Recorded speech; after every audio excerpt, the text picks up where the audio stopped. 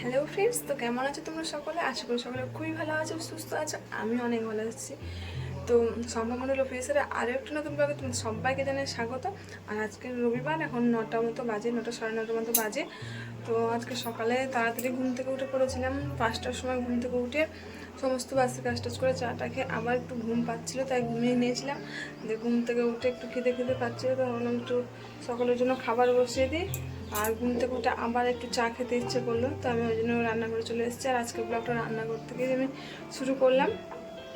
তো এই যে আমার চা বানানো হয়ে গেছে, আর এই যেখানে ভাত বসিয়ে দিয়েছি। তো চলো এবার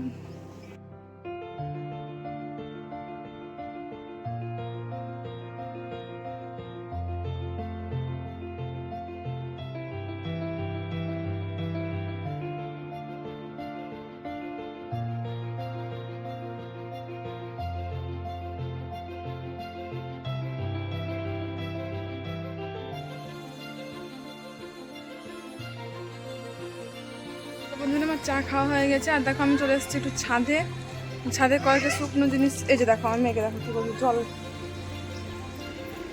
জল একা একা খুলতে পারে নিচ্ছে কল, আর খুব বদমাশ করছে।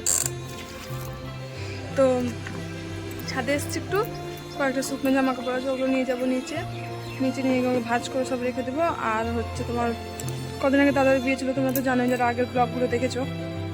তো ওই জামা কাপড় কিছুটা আরও কাচতে আছে, ওগুলো কাচাকুচি করবো, স্নান করবো, তারপরে একবারে আবার রান্না করতে হবে, দুপুরে রান্না।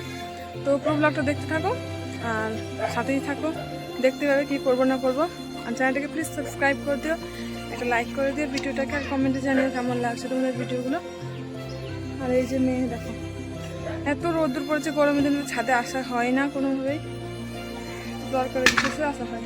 চলো চলো বাবা, চলো নিচে চলো মা, গরমে আরো ভালো চলে যাবে। চলো, দুপুর লাগতো দেখার জন্য অনুরোধ রইল। আস্তে নেমে যাও, আমি আসছি, তুমি যাও, নেমে বলো, আস্তে আস্তে নামো নামো, আস্তে আস্তে, কিন্তু আস্তে আস্তে নামো, আস্তে আস্তে নামো মা, আস্তে আস্তে নামো। হ্যাঁ, নিচে রাখো পড়ে যাও কিন্তু। চলে যাও, দাদার কাছে চলে যাও, আমি আসছি।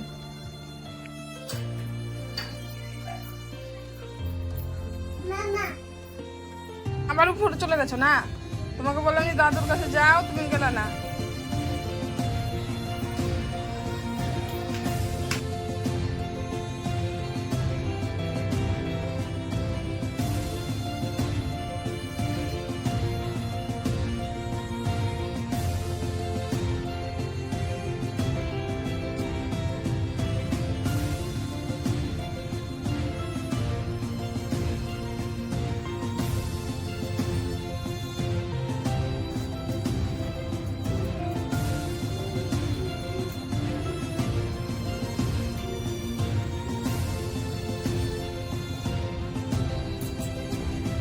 তো বন্ধুরা, জামা কাপড়গুলো আমি গুছিয়ে রেখেছিলাম দেখি, কারণ এই জামা কাপড়গুলো হচ্ছে আমার বরের।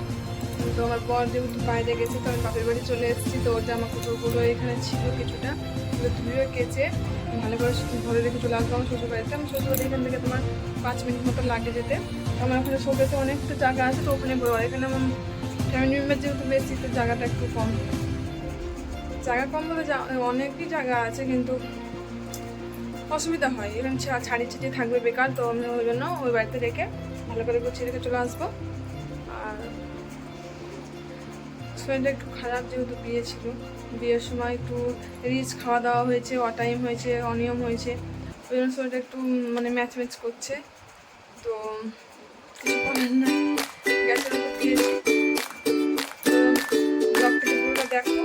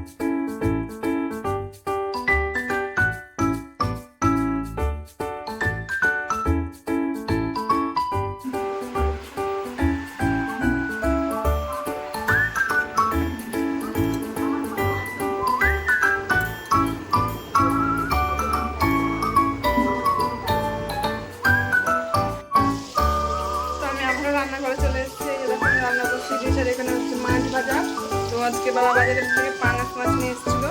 তো আমি প্রথমে ভাবলাম যে আগে হচ্ছে চান টান করে নেবো, কাজকর্ম সেরে নেবো, যা কাজ করতে জন্য সেরে টেরে তারপরে একবার রান্না বসাবো। তো মেয়ে এত দুষ্টুমি করছিলো, তো ওটার জন্য একটু লেট হয়ে গেলো। তো মেয়েকে একবার জন্য ঘুম পাড়িয়েছিলাম, তোমাদের দেখলে মেয়েকে ঘুম পাড়িয়ে তারপরে আমি রান্নাটা করে নেবো, কারণ 12টা ঘড়ির কাটে এখন 12টা বেজে গেছে। এরপরে যদি রান্না বসাই চান টান করতে 1টা বেজে যাবে। এরপরে যদি রান্না বসাই দুপুর আর খাওয়া দাওয়া হবে না আমাদের, খেতে খেতে সেই বিকাল 4টে বেজে যাবে। ওই জন্য ভাবলাম আগে রান্নাটা করে নিই, রান্নাটা করা থাকলে যে যার মতো খেতে পারবে যখন যার টাইম হবে, আর রান্না না করা থাকলে সবাই খেতে পেয়ে যাবে। ওই জন্য ভাবলাম আগে রান্নাটা করে নিই, তারপরে একবার চান করে নিই আমি।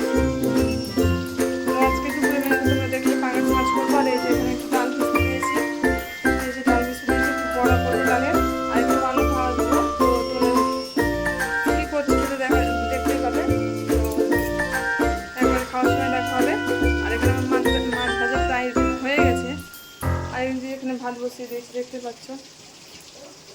পাঙাশ মাছ ভাজা খুবই রিস্ক, ভাজতে যেয়ে আমার হাতে একদম তেল ছিটে পড়ে গেছে, ফটফট করে ফুটছিল। তো একবারে খাওয়ার সময় চলে সাথে দেখা। আর এই যে দেখো আমি রান্না করছিলাম, রান্না করতে করতে গ্যাসটা ফুরিয়ে গেছে। তো নতুন সিলিন্ডার আবার সেট করতে হলো আমাকে, যে নতুন সিলিন্ডার সেটটা করে দিয়েছি। আর এখানে ওভেনটা আমি চালিয়ে দিলাম। তো আলুটাও এখানে আমার ভাজা হয়ে গেছে, আর লাল লাল করে আলুগুলো ভেজে নিয়েছি।